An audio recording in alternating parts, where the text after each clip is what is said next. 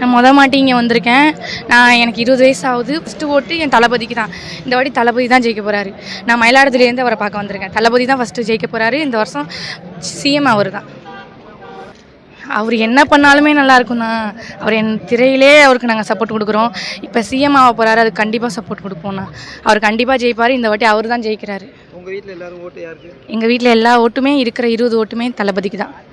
என் பேர் தனலட்சுமி. நான் வந்து ஐஎம்டிலேருந்து வந்திருக்கேன். ஃபஸ்ட் டைம் ஓட்டு போட போகிறேன். கண்டிப்பாக டிவி கேக்கு தான் போடுவேன். தளபதி சார் என்ன கொஞ்சம் இடத்துல வந்துடுவாங்க, பார்த்துட்டு போகிற மாதிரி தான் பிளான். எப்போ வந்தீங்க? காலையில் 3 மணிக்கு. ரீசெண்டாக வந்துட்டு அறிக்கைகள்லாம் விட்டுருக்காங்க. அதில் மருத்துவத்தை பற்றியும் கல்வியை பற்றியும் தளபதி சார் கொடுத்துருந்த அறிக்கை எங்களுக்கு ரொம்ப பிடிச்சிருக்கு. கண்டிப்பாக இது நடந்தால் நல்லாயிருக்கும். என் பேர் தீபிகா. நான் தஞ்சாவூர் மாரியன் கோயில் அதுலேருந்து நான் வந்துட்டுருக்கேன். எனக்கு ரொம்ப ஈகராக இருந்துச்சு, எப்படா நம்ம ஊருக்கு வருவார் விஜய், நம்ம பார்க்கலாம் அப்படின்னு சொல்லிட்டு. எனக்கு பாஸ் வந்து நைட்டு வரையுமே எனக்கு கிடைக்கவே இல்லை, சுத்தமாக கிடைக்கவே இல்லை.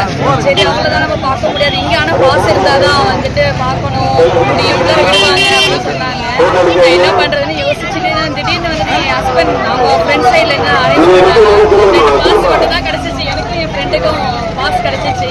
அதான் சரி தைரியமாக வந்து விஜய் நம்ம பார்க்கலாம் அப்படின்னு சொல்லி. இது என்னோடது வந்து 2வது ஓட்டு. இது நான் விஜய்க்கு தான் போடணும் அப்படின்னு சொல்லிட்டு ரசிகர் இதுவாகவும் வந்து எனக்கு அவர் பேசின எல்லா இதுவுமே வந்துட்டு நல்லா இருந்துச்சு எனக்கு. அதனால தான் அவருக்கு கிளியராக வந்து பார்க்கலாம். என் பேர் பிரியதர்ஷினி. நான் வந்து ஹைதராபாத்லேருந்து வரேன். எனக்கு விஜய் சின்ன வயசுலேருந்து பிடிக்கும். நார்மலாக வீட்டுக்கு லீவ் வரலான்னு வந்தப்போ திடீர்னு பார்த்து எப்படி அரேஞ்ச் பண்ணுறதுன்னு தெரியல. வாகனங்களா பார்க்கிங் மட்டும் தான் நிறுத்தணும். நண்பர்கள் ஓரமா எங்கேயும் நிறுத்த அனுமதி கிடையாது. ஃபர்ஸ்ட் டைம் அண்ணனை நேரில் பார்க்க போகிறோம். பாஸ் உள்ள நண்பர்கள் மட்டும் தான் உள்ள அனுமதிப்பாங்க. பாஸ் இல்லாத நண்பர்கள் யாரும் இங்க நின்று அந்த நேரத்தை வீணடிக்க வேண்டாம். எங்கள் ஓட்டு